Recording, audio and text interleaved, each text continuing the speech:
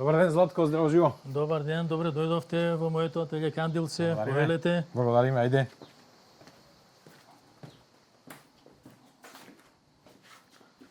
Еве не во ателјето Кандилце на велешанецот Златко Камчев, кој е мултиталентиран уметник. Навистина, во следниве 30-40 минути верувам дека гледачите ќе уживаат во она што ќе го видат, а што како твое хоби, дори можам да кажам, хоби издигнато на ниво на професија, го имаш цел живот. Камчев, добре дојде во Студио 10. Не знам од каде да почнам. Копаничар, сликар, потоа собирач на антиквитети. Има ли уште некој епитет за тебе? Прво, добро ви најдов. Благодарам на поканата. Па, веројатно има нешто што сме пропуштили, но претпоставам дека во текот на разговорот Не знам, со музика дали се занимаваш? Љубител сум на музика, слушам, поготово ова наша традиционална музика. Не сум многу по овие модерните трендови. Јас сум и во принцип традиционален тип, така да повеќе ме интересира традиционалната македонска музика. Додека ни пеат овие канаринци, претпоставам дека се или папагали, канаринци. Да, канаринци. Во твоето ателје Кандилце, ќе те прашам, овој пријатен простор постои некаде 2 години, ако не се лажам, долги години го подготвуваше. Тука ги изработуваш твоите копаничарски дела, но ајде сега да се вратиме години наназад. Како еден правник кој најголемиот животен, работен век го помина во Министерството за внатрешни работи како инспектор кој гонеше криминал, имаше време за сето ова. Како почна? Па почна многу одамна. Јас сум роден 1954 година. Уште понолку колку што се сеќавам. Значи на 7-8 годишна возраст почнав да се занимавам со, ајде да речеме, уметност. Уметност во смисла на она дете од 7-8 години колку може да ја разбери и да ја работи уметноста. Тогаш ме заинтригира одредена ситуација да пробам нешто налик на копаничарство.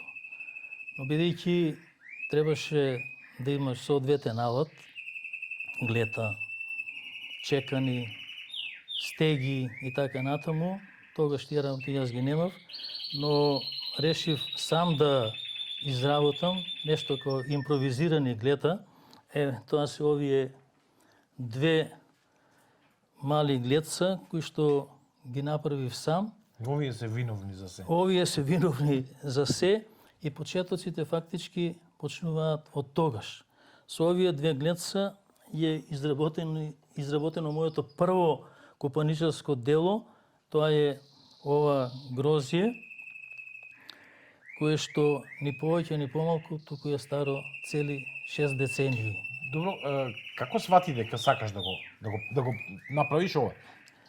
Од каде пориод? Гледаше некаде, прочита некаде за копаничарството? Сепак зборуваме за некој период во кој ретко кој имал телевизор, весници се читале, не знам колку се зборувало во тоа време за уметност, но ете ти во доцните 50-ти, во раните 60-ти се одлучуваш дека сакаш да бидеш уметник.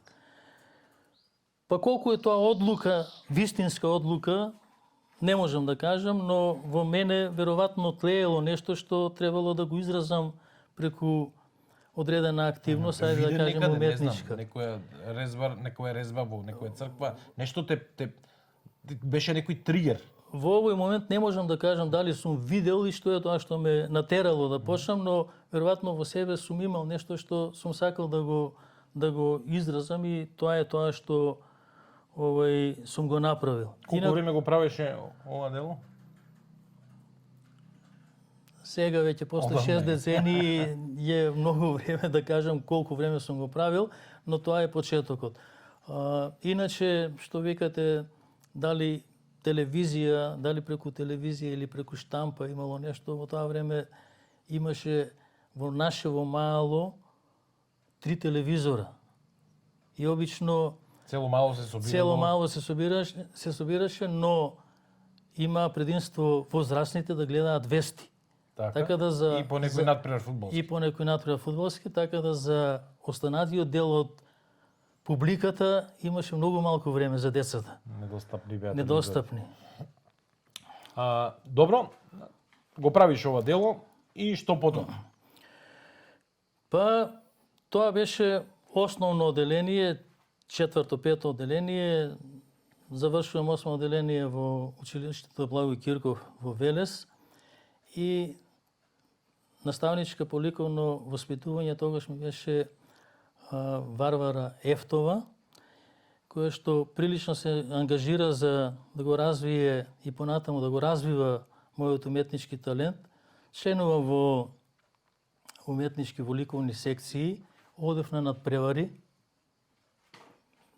меѓушколски, општински и така натака. Имав освоено и некакви награди и по незина сугестија, а и преслушувајќи се сам себе си, одлучивме да се запишам на средното уметничко школо во Скопје. Стварно? Да. И тогаш прима некаде околу 30 ученици, имаше прилично околу скоро 150 кандидати. Јас бев примен, почнав да го посетувам школото. Почна да учиш уметничко на средно? Да. Во Скопје? Да. Почнав да одам на школа, го посетував, но неодделеноста од родителите, од домот до тогаш, си го направи своето и посакав да се отпишам. Така. Тогаш сигурно не имало толку честа фреквенција на возови, автобуси на релација Скопје-Велес, иако е 50 на километри, не постоел автопатот, постоел оној стар пат, па малку било потешка комуникацијата. Така е. Тогаш немаше комуникација кој сега, прво транспортна комуникација да е лесна, второ овие техники и технологии што сега ги има тогаш апсолутно не беа ни мислени. Влијае ли твоите родители на таа одлука? Влијае, они по никој случај не сакаа да се отпишам, меѓутоа мојата одлука беше цврста. И се отпишав. После 1 месец одење, но прво беше услов татко ми да праша во гимназија дали може да ме запишат, пошто веќе годината е почната, да. Почната е годината. Некако се среди таа работа и ме запиша во гимназија, средна школа. Средна школа завршив 71-72 и после тоа се запишав на правен факултет во Скопје. Жалиш ли за таа одлука што си го напуштил уметничкото училиште? Па, потајно жалам. Потајно жалам, бидејќи во мене уметничкиот порив, целиот овој животот без 1 година, 7 децении, секогаш постоел. И од тие причини, истекот на целиот мој животен век, сум се занимавал некогаш во одредени континуирани периоди, некогаш адхок, ексцесно, со разни уметнички активности. Почнувајќи од копаничарство, сум работел со глина, сум работел со гипс, кај покоен Југов Илија, тој беше наш комшија, иначе познат керамичар, кој што на времето заврши керамичка школа во Загреб и беше раководител на групата во средното училиште за ученици во стопанството во Велес, задолжен за керамичкиот смер. Тоа е денешно хемиско училиште или? Не, тоа е денешен УЗУС, скратено. Денешен УЗУС, Колен Елковски. Да. таа група фактички ја хранеше со стручни кадри тогашната порцеланка. Токму тоа сакам да те прашам, Велес е познат по традиционалната уметност. Многу уметници потекнуваат или од тука или од околината. Во копаничарството тука се тајфите, мијачки од Папрадиште, предводени со тајфи, она тајфа на Андреа Дамјанов, која ја гради познатата црква Свети Пантелеймон, која е спроти твоето копаничарско ателје, па секој ден навлегување, односно поточно на излегување ја гледаш и од твојот чардак има прекрасен поглед. Керамичарството поради, предпоставувам, порцеланка, исто така развиено. Имаше ли тоа некакво Развиеното влијание? грнчарство во Велес, грнчарите. Да, грнчарите. Еден од најпознатите грнчари и поети Коста Рацин, го споменав него, бидејќи тој некако ја поврзал уметноста со поезијата. Имало ли тоа некакво влијание во твојот талент? Имало ли во семејството генетски предиспозиции за уметност? Прво да кажам, во семејството нешто као налик на уметност и некаква дарба уметничка пројавувал мојот татко. Вртејќи по архивите семејни, најдов одредени цртежи со молив на хартија од татко ми. Истото тоа се случува и со мојот чичко, кој што за жал беше прерано починат на 30 години. Значи, дарбата постоела во семејството. Да не заборавам да кажам дека братот постар на мојот татко беше артист, глумец во Велешкиот театар. Познатиот Стојче Камчев, глумецот, напрекар. Така да, во фамилијава наша од машка лоза, по машка линија, значи може да се најди, да се насети одредена уметничка линија. Значи не случајно е. Иначе, ова што ме прашате за влијанието на општо велешкиот уметнички амбиент, мислам дека многу влијание има врз мене, имајќи го предвид дека јас сум роден и еве 7 децении живеам во стариот дел на Велес, каде што сум обкружен со староградска архитектура. Карши, мојата куќа е, како што кажавте, црквата Свети Пантелеймон. Веднаш под неја куќата на Касапови. Веднаш под неја е точно куќата на Касапови и многу други куќи кои што за жал последните децении 3 или 4 немилосрдно се растура, се руинира. Да, позната е таа негрижа на институциите, на властите за одржување на староградската архитектура, која што многу луѓе веројатно не знаат и дека со злато не се плаќа. Да. Штета новите генерации можат тоа само од слушање да го знаат.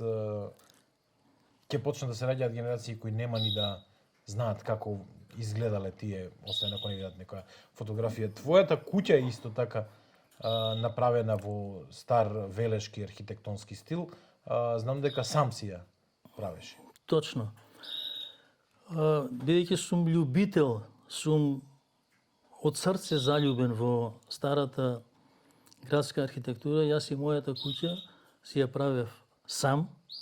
Мислам, оној дел, естетскиот, архитектонскиот дел кој што е видлив надворешно и внатрешно. И сакав да долувам што е можно повеќе амбиентот на староградската архитектура. Сега, ако гледате и ателјето, кое што исто така сам го правев повеќе години, е во етно стил. Стил кој што лично мене ми дава топлина кој што ниту еден друг стил не може да ја долови.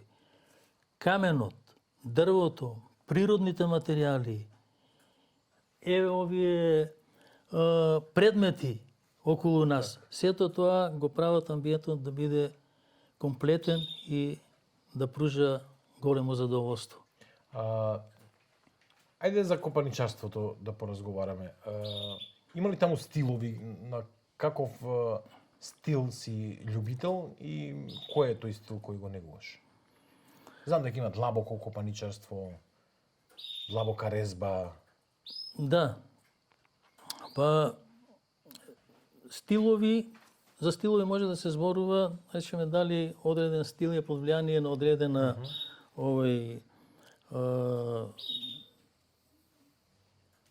визија за уметноста, за копаничарството, дали е тоа... Тоа што го споменавте, техника повеќе, да. Тоа се повеќе технички работи, иначе се занимавам и со плитка резба, и со длабока резба, и со подкопана, ажурна.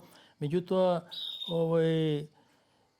повеќе ме привлекува длабоката резба, кај што може да дојде до израз душата на предметот, на темата која што сакаш да ја Длабока обработиш. резба е тоа што денеска модерно се вели 3D, Да, тродимензионално. точно така. Точно така. Тоа значи дека и Но денеска компјутери прават 3D, а вие со своите раце го успевате да го доловите. па техниката е техника. Она што техниката ќе го изработи, секако дека можеме да го посматраме од позиција на технолошки производ. Така. Но ова е нешто друго. Ова е дело, ова е производ на две раце, ова е дело производ на умешноста на уметникот, на копаничарот и тоа што ќе го произведат двете раси и умешноста на копаничарот со ниту една технологија не може да се... Да, еве, гледачите додека разговараме можат ги гледаат овие инсерти од твои резби. Ова се тродимензионални резби кои сега можат да ги видат гледачите. Колку време треба да се направи една тродимензионална или тоа е модерно кажано, длабока резба? Дали тоа зависи од големината на уметничкото дело, од комплексноста? Најмалку зависи од големината на делото. Големината мислам на габаритот, димензиите на делото. Секако има свој удел, но не е пресуден. Најбитно е мотивот. Која е тежината на мотивот? Што сакаш да постигнеш со тоа? Значи, може да имаш габаритно со димензии многу мало парче, но да ти одзима многу време и да е многу тешко за изработка. Значи, комплицираноста на цртежот е таа кој што и предметот кој што сакаш да го постигнеш е тоа кој што одлучува дали е нешто сложено, дали е нешто тешко и дали е нешто полесно за изработка. Иначе, колку време треба, тоа е од случај во случај. Значи, што е тоа што некои може за пократко време, некои резби за подолго време и така натаму. Што се однесува до мене, бидејќи јас имам и многу други обврски околу семејството, околу куќата и така натаму, се занимавам со копаничарство кога имам слободно време. Така да не сум во континуитет ангажиран само на тоа и да кажам дека одредена резба можам за 2 месеци за... сега има и друга ситуација тука. Тоа е дали си комерцијален уметник или си уметник за душа. Предпоставувам ти си тоа второ. Јас сум уметник за душа. Јас не можам да речам дека делото е завршено се до тогаш додека јас не бидам задоволен и се до тогаш додека сметам дека од себе не сум дал толку колку што можам до максимум да дадам. Значи, ја не сум тип импровизаторски, или ја работам работата, или не ја работам работа. За разлика од комерцијалните кои што Гледаат може побрзо да ја завршат за побрзо и да го наплатат. Апсолутно. Камчев, ајде доста разговараме тука, да се префрлиме на местото каде што ги изработуваш твоите дела. може да видиме нешто Ајде. тоа. Камчев Евен е сега на работната маса. Има ли некој друг назив кој вие го користите копаничарите за ова место? Тезгев, Тезгев. да. Тоа е Тоа е архаичен, дурмаджиски назив, мазиски назив. посебен некој друг, али ова е тезгев Значи, за... добро, што се работи на Тезгевот сега? Ова се работи што у моментов ги работиш, така? Ова се работи што ги работам во моментот. Тука сме во работниот дел. Глетата, чеканите и се она што е потребно за Како се изработка. знаеш? Како знаеш кој е длето, зашто? глетата се со разни форми, со разни големини. Значи според потребите на делото, такви глета се употребуваат. Дел се порачани швајцарски, дел се наши. Кога велиме наши правени специјално за тебе или? Не, се купуваат, купени овој од може да тука се купува. од Македонија. Иначе овој дел овдека тие Да, се Swiss made, да. од Швајцарија, фирма за глета број 1 во светот. Тешко ли прилично скапи. се доаѓа да скапува, тоа сакам. Лично скапи, некаде околу 40-50 евра. Едно. Да, Ова е 40 до 50 евра. да. Може и повеќе, може и помалку, али во просек се толку. Но предпоставувам дека тебе парите не ти се во прв план и затоа не сакаш да пресметуваш колку пари има. Апсолутно, апсолутно. Рековме дека Задоволството не си... со пари не Да. се купува, не? Го рековме дека не си комерцијален уметник. Повторно гледам грозје. Грозјето некако како твој животен мотив во уметноста. Грозјето и лозата се традиционален македонски мотив во резбата. Скоро и да нема традиционална македонска резба, и што не е застапено грозјето, птицата, листот од лоза и така натаму.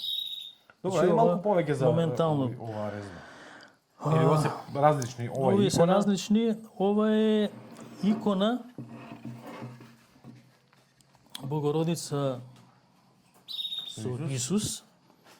Ова е замислено да биде куќен иконостас. Го работиш за некого или за тебе? Не го работам за никого. Има побарување од едни луѓе кои што се од велесна работа во Швајцарија.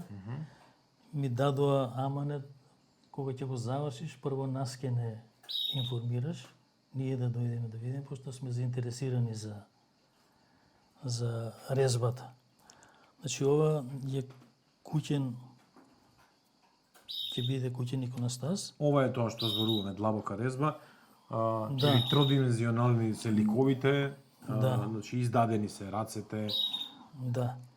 Што ти е најтешко да изрезваш? Сум слушал некаде, сум читал дека најтешко е, не знам, изразот на лицето. Па да ја дочараш технологија, психологијата на ликовите е вистински тешка работа и вистинска историја. Но доколку целосно резбата не е автентична на оно што значи фотографија претходно, исто така не си направил ништо.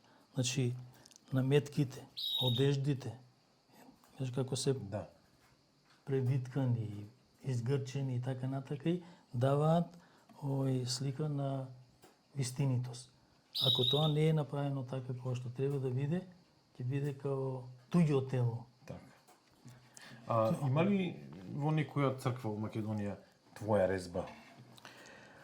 Не, нема во црквите, бидејќи тоа е прилично голема работа да се заангажирам, речем дали во дел на иконостаси или дел од иконостаси и така натака, а и времето мене не ми дозволувало досега, пошто сум професионално бил вработен и така натаки, да тоа бива ангажман да имаш, меѓутоа да си слободен да се занимаваш исклучиво со оваа работа. Какво дрво користиш? Какво дрво? Ова е ореово дрво. Најчесто се користи ореово дрво. Како го наоѓаш? Па по познати пријатели, има понуди. Ти го обработуваш или некој друг ти го обработува? Како доаѓа ова парче кај тебе пред да почнеш да го резаш? Во каква форма е? Тоа е во форма на обична талпа или дело талпа, кое што во зависност од отприлика дебела до овде. во зависност од каква резва сакаш да правиш и таа дебелина. 3 сантима, 4 сантима, 5 сантима или повеќе така натака и така го моделираш парчето. Значи тоа е тоа. Ти се случува ли некогаш правејќи ги овие ситни работи да ти се скрши? Што тогаш? Се случува, дали можеби делото, дрвото може да било неквалитетно, чворливо, да настане И што во таа ситуација? Тогаш ќе гледаш да го поправиш, дали има можност да се залепи или има малку подруга варијанта да направиш на тој дел, некако да се снајдеш. Овие делови се исто така други од ова кое што ќе биде Исто од него? Исто од него. Тие ќе бидат тука. Ова е како си го има. Да. Ова е делот кај што ќе биде доле. Ова е делот кај што ќе стои овде горе и ова е тука. Тоа е едниот сегмент, едниот дел. За да биде комплетен, треба да има иконостасот, ќе има уште две крила, целосно се вика триптих. Така. На едната страна ќе биде Архангел Гаврил, исто во резбана варијанта, а на другата страна од триптихот ќе биде желба на оној што сака да го купи, ако си има некаква куќна слава, светецот на куќната слава и така натака, значи во зависност од тоа каква порачка ќе има. Ова е наистина фасцинантно. Не знам колку може камерата да го долови, но навистина се доловени овие крилја на ангелот буквално до секој пердув. Кажи ми, има ли млади луѓе кои се интересираат за копаничарство денеска? Има, но слабо. Како и сите занаети кои што мака машат со подмладок, со наследници, така и копаничарството. Значи, интересот за овој вид уметност е прилично слаб од причина што нема пари. А младината сака да заработи лесно и брзо. Ова не се заработува ниту лесно, ниту брзо, но уште еднаш ќе повториме, задоволството кое го дава, со пари не се купува. Тоа е тоа што ги држи поголемиот дел од копаничарите. Но како тоа на младите генерации да им го пренесеме или тоа се едноставно се носи во себе, се раѓа со тоа? Тоа мора да го носиш во себе, да си начисто со тоа дека пари од ова не можеш да заработиш, не можеш да станеш богат, но можеш да станеш бескрајно задоволна личност. Затоа што си дал од себе си нешто кое што ќе остане како трајна вредност во нечи дом, некоја институција можеби и така натаму, семејството. Ова е еден вид и занает. Факт е дека во последно време трендовите некако се менуваат кога основците се решаваат да го продолжат своето образование. Се помалку се интересираат за гимназиските струки, се повеќе за овие занетчиските. Си размислувал ли да, не знам, се вклучиш во дуалното образование, да се понудиш, па да некој талентиран средношколец го земеш кај тебе и да му бидеш ментор? Јас лично стојам на располагање. Ќе бидам пресреќен доколку се појави интерес од младиве генерации за овој вид на уметност. Но како ќе се одвиваат тие работи, тешко да се каже. Бидејќи луѓето, имајќи во предвид општата ситуација во државата, која што не може бар во сегашни услови да даде кој знае каква перспектива или сигурност, се одлучуваат на такви струки, на такви професии кои што ќе им овозможат понатамошна екзистенција. А од оваа екзистенција нема. Камчев, сега ќе се вратам малку назад на разговорот. На почетокот споменав дека најголемиот свој животен, работен, поточно век го поминавте во полиција, како инспектор кој реков го гони криминалот. И тоа е прилично стресна работа. Работа која не е во рамка, не е тоа 8-часовна работа, некогаш кога сте имале акции и сте били ноќно време ангажиран, некогаш и ве немало, предпоставувам, и со денови дома. Дали ова бил потоа издувниот вентил? Точно. Ова е седативот кој што се вика задоволство и кој што те одржува во живот и кондиција. Имајќи во предвид професијата која што ја обавува во Министерството за внатрешни работи, крајно стресна, прво психички, второ и физички, без работно време, без саат,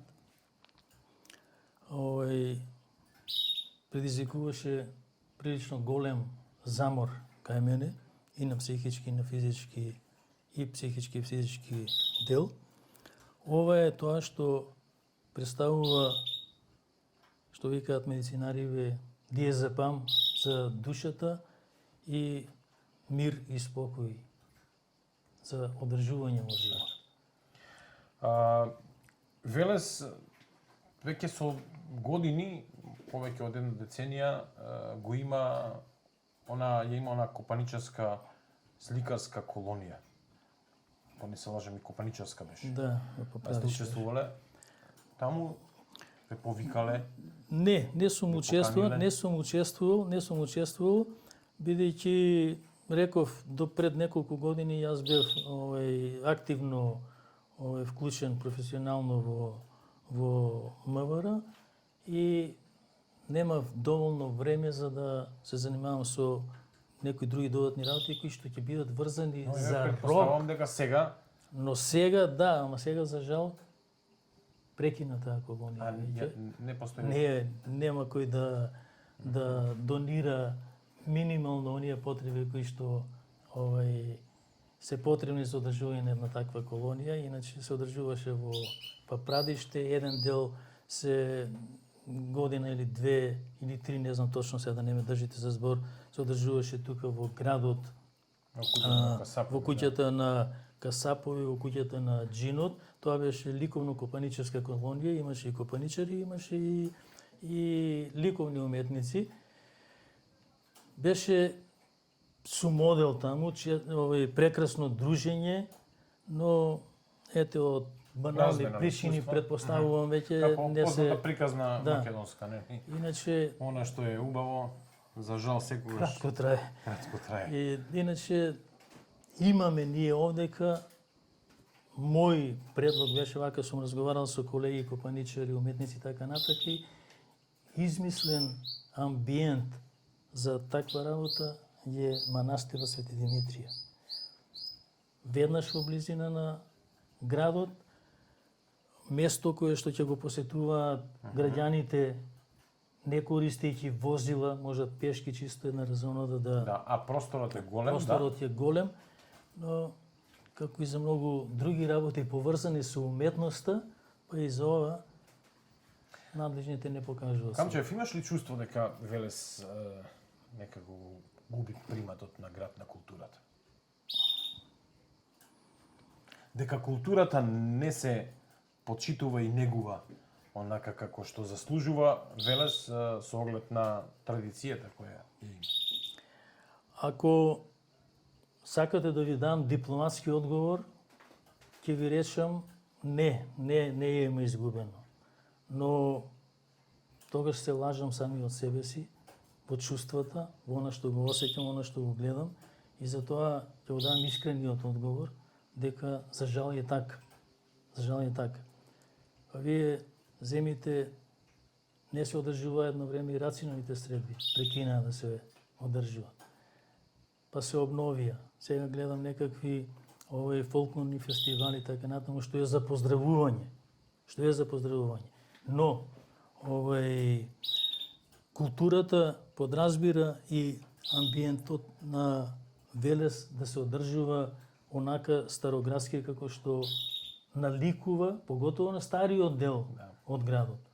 Погледнавте низ Погледнав. прозорецот, токму тој е Точно тој тоа стар го- дел и очекуваме сите да видиме староградска велешка Апсолутно, архитектура, но апсолутно. гледаме фасади со цигли, нешто што воопшто нема Прозори никаква како во врска. банки. Да, нема никаква врска Апсолутно, со град како Велес. апсолутно. За жал. За Добро, жал така. еве нека биде и ова наше интервју еден поттик за луѓето кои се занимаваат со ова да се соберат па да направат нешто, некаква иницијатива, да се возобноват тие манифестации кои правеа вредности, кои се изгубени. Пред крајот сме на овој интервју, сакам уште да ве прашам за вашето хоби за собирање антиквитети. Овде може да видиме не само туку и во вашата куќа, на фасадата, на чардакот, многу антиквитети од тркало, од запрежни возила, па не знам, до стари пушки, ножеви, виолини, гитари. Како доаѓаат до тебе? Па тоа е воглавном собирано од познати мои пријатели, роднини и така натаму. Тоа се предмети кои што за жал на тие луѓе им представувале терет. Им сметале.